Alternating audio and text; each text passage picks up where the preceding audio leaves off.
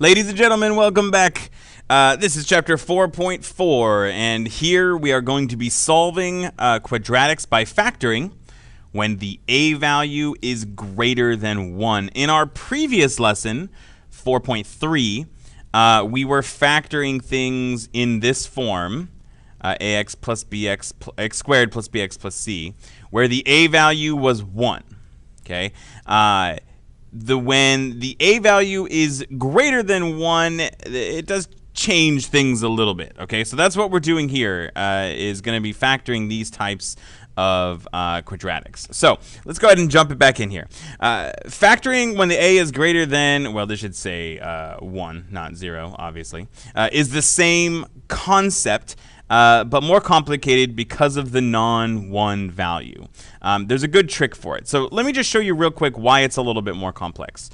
So let's start with a set of binomials here that we will FOIL, right? Remember, when we FOIL these, we end up with a quadratic in that standard form. But notice right here, this is why it becomes more complicated. Look at what this multiplication is doing right here. 2x times 3 makes 6x. So when I start looking at numbers that multiply to be the third term and add to be the second, it doesn't work because it's not just this term anymore. It's this term times this term. 2x times 3 it makes the 6x here. And so adding to be the middle number does not work anymore because this 2 that shows up in the a area changes these terms that add together. So I can't just look at what multiplies to be 9 and adds to be 9 because that doesn't exist anymore. And that doesn't exist here because this 2 is multiplying the 3. So we can still do this by guess and check, but there's kind of a trick that doesn't make super intuitive sense, but it does make the factoring a lot easier. Okay, so we're going to use a trick here. So I'll show you the way that works, and we're doing it just because it does make it easier than just guessing and checking. Normally I don't like tricks. I like understanding what's happening, and this is one of the few cases where I say a trick is definitely the way we want to do this.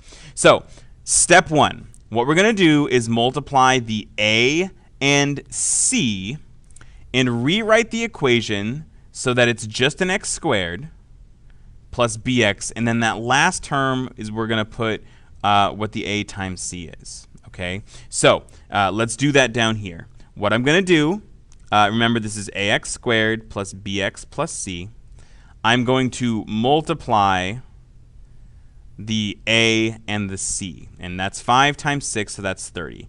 So I'm going to rewrite this like so.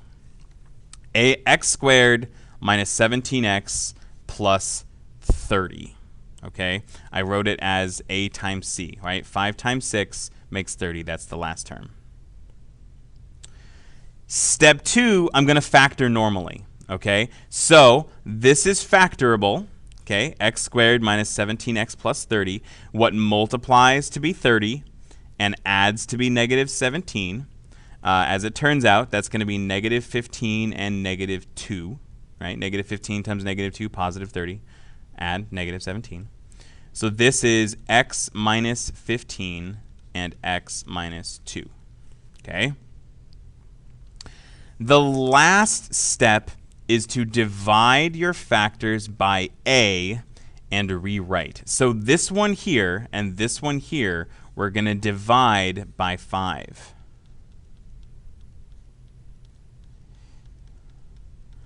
And you'll notice that the 15 divided by 5 becomes 3. But this becomes minus 2/5, and I don't want to leave that as a fraction. So here's what I'm going to do. Again, this is about it's about what makes this 0, first of all.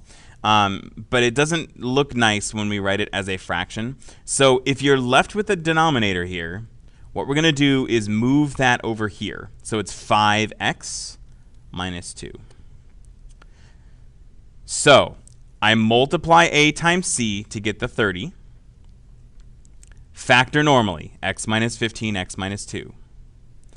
Then divide those factors by a, the 5, and I get x minus 3 and x minus 2/5. But I don't want to leave a fraction like this, so I move the denominator to the front of that. And I get x minus 3 times 5x minus 2. And you'll see that that works, right? That is going to work. When I distribute that, I'm going to get 5x squared minus 2x. And when I distribute that, I'm going to get minus 15x plus 6, which is 15x squared minus 17x plus 6. Okay, so I get back to my original when I do that. So it's not intuitive, but it does work, right? And that's the important thing here. It's a nice little trick to help us factor these when the a is larger than 1. All right, so give this a try on your own. There's a couple problems back on your Canvas. We'll go over the solutions in the next video, but try it yourself first to make sure it's something that makes sense that you can do. Okay, so we'll see you in a couple minutes.